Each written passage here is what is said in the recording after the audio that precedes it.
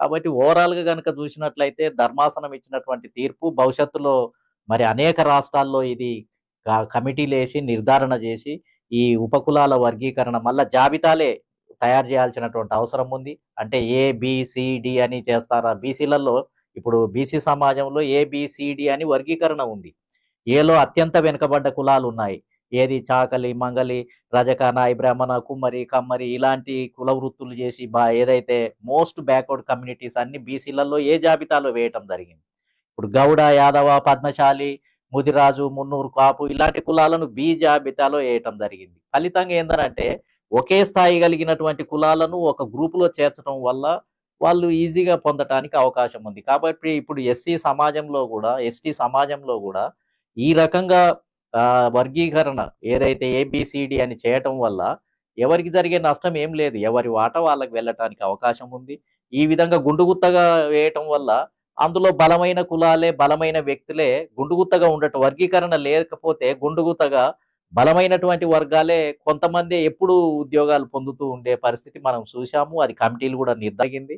కాబట్టి ఏది ఏమైనా మంచి తీర్పుగా దీన్ని భావించడం జరుగుతుంది. మేమంతా కూడా దాన్ని స్వాగతిస్తున్నాం. భారతదేశంలో కూడా నేను అనుకుంటాను చాలా రాష్ట్రాల్లో ఉన్న ఈ సమస్య ఏదైతే వైరుధ్యాలు ఉన్నాయి ఇప్పుడు ఎస్సీ కులాలోనే అసలు పరస్పరంగా వ్యతిరేకించే గ్రూపులుగా చీలిపోయి కొట్లాడుకుంటున్నాయి. ఇప్పుడు దానికి తెరబడే అవకాశం ఉంది. ఎందుకంటే అత్యున్నతమైనటువంటి న్యాయస్థానమే ఇంకా తీర్పిచ్చినప్పుడు ఖచ్చితంగా దాన్ని అందరూ ఆమోదించాల్సిందే. రాష్ట్ర ప్రభుత్వాలకు కూడా కాంక్రీట్‌గా ఇప్పుడు ఒక సజెషన్, ఒక సూచన అనేది ఒక తీర్పు వల్ల వాళ్ళకి ఈజీగా ఒక నిర్ణయం చేసి ఇప్పుడు కొత్తగా వర్గీకరణ చేసి మళ్ళీ న్యాయం చేసే ప్రక్రియ కూడా మొదలవుతుంది. ముఖ్యంగా ఇది తెలంగాణ రాష్ట్రంలో ఇది ఘర్షణ స్వభావంతోటి ఉంది. ఎందుకంటే ఇక్కడ మాలలు గాని, మాదిగలు గాని మోహరించి బాగా ఒక ఉద్రిక్త వాతావరణానికి వచ్చినటువంటి పరిస్థితి ఉంది. ఈ విషయంతోటి ఇది ఇంతటితోటి ఫుల్ స్టాప్ అవుతుందని కూడా మేము అనుకుంటున్నాం.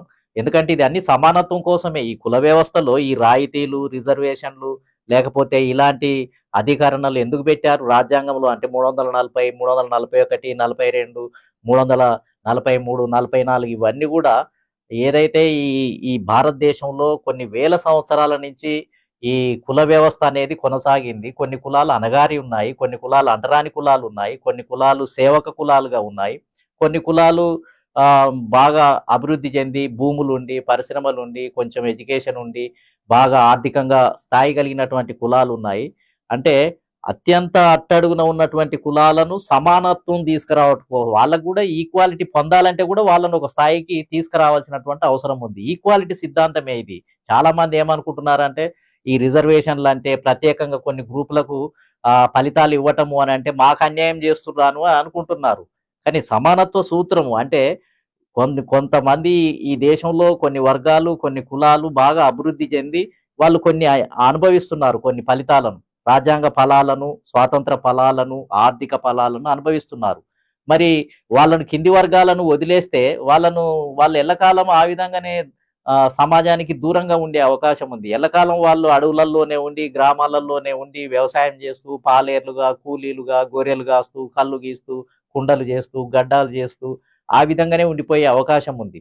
కాబట్టి అలాంటి వాళ్ళకు కొద్దిగా వెసులుబాటు అంతే. ఈ రిజర్వేషన్లు అనేవి వెసులుబాటు ఇవ్వటం కోసం కొంచెం వాళ్లకు ఆర్థిక స్తోమత కల్పించి కొంచెం వాళ్ళు అక్కడక్కడ కొంతమంది ఉద్యోగులు కావటానికి ఉపయోగించింది. కాబట్టి ఇది సమానత్వం కోసం ప్రవేశపెట్టిందే. కాబట్టి ఇది రాజ్యాంగ పరంగా మార్పులైతే చేయాలి. ఎప్పటికప్పుడు రాజ్యాంగ సవరణలు ఎన్నో జరుగుతూ ఉన్నాయి. ఎన్నో కొత్త కొత్త అంశాలను కూడా జోడిస్తున్నారు. ఈ రిజర్వేషన్ల సంబంధించినటువంటి సవరణలు కూడా జరగాల్సినటువంటి అవసరం ఉంది. ఎందుకనంటే రిజర్వేషన్ల ద్వారా మళ్ళీ గుండుగుత్తగా కొన్ని వర్గాలే పొందుతుంటే మిగిలిన వర్గాలు ఇప్పుడు ఈ దేశంలో 6,000 కులాలు ఉన్నాయి నాకు తెలిసి నేను అధ్యయనం చేస్తే. 6,000 కులాల్లో 1,500 కులాలు అంటరాని కులాలకు సంబంధించినటువంటి వాళ్ళే ఉన్నారు. బీసీ కులాలు 3,500 కులాలు ఉన్నాయి. బీసీ కులాల్లో కూడా గంగిరెద్దుల, పిచ్చుకుంట్ల లేకపోతే రకరకాలైనటువంటి జంతువులను పట్టుకొని గ్రామాలలో భిక్షాటన చేస్తూ ఉంటారు.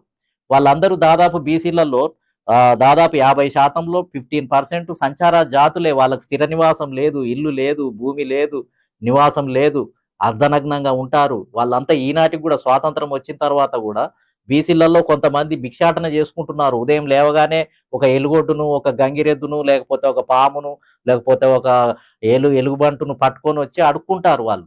కాబట్టి ఆ కులాలు ఎన్నడూ ఈ స్వాతంత్ర ఈ అభివృద్ధిలో భాగస్వామ్యం కావాలి అంటే ఇలాంటి వెసులుబాటు ఇవ్వటం వల్ల కనీసం కొంత ఉపశమనం కలగటం కోసం అనేది రాజ్యాంగ నిర్మాతలు ఈ రిజర్వేషన్ సిస్టాన్ని ప్రవేశపెట్టడం జరిగింది.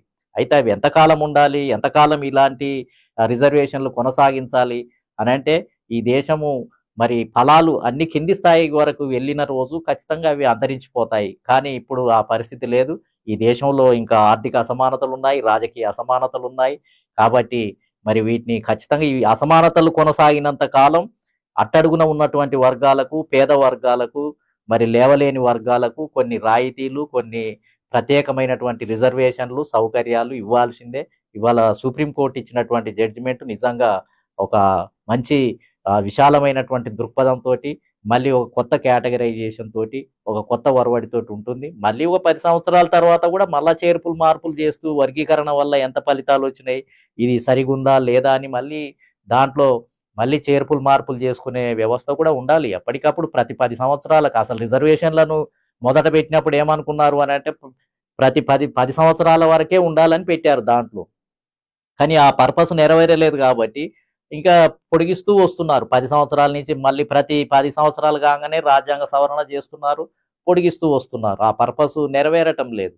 కాబట్టి ఇవన్నీ ప్రత్యేక రాయితీలు ఒక ఎస్సీ, ఎస్టీ, బీసీలకే కాదు. ఈ వ్యవస్థలో గవర్నమెంట్ ఎంప్లాయీస్‌కి కూడా ప్రత్యేక రాయితీలున్నాయి. వాళ్ళకి క్వార్టర్‌లు ఇస్తారు.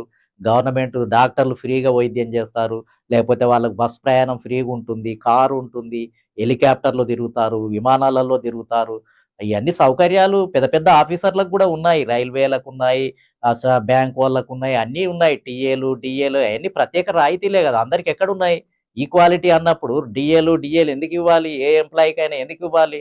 అంటే మామూలు ఎంప్లాయీకి గూడా ప్రత్యేక సౌకర్యాలున్నాయి. ఎస్సీ, ఎస్టీ, బీసీలకు గూడా ఈ రకమైనటువంటి సౌకర్యాలున్నాయి. కాబట్టి వీటిని తప్పుడుగా అర్థం చేసుకొని, ద్వేషభావాన్ని పెంచి, అయ్యో! ఈ ఎస్సీలకు, బీసీలకు రిజర్వేషన్‌లిస్తే మాకేదో అయిపోతుంది. మేమంతా నష్టపోతున్నాము అనే ఫీలింగ్ కూడా సమాజంలో నెలకొన్నది.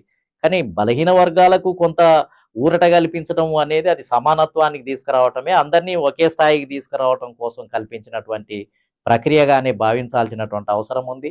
ముఖ్యంగా ఈ తీర్పు వల్ల తెలంగాణ ప్రాంతంలో మరి నిజంగా ఒక మంచి వాతావరణం ఏర్పడుతుంది.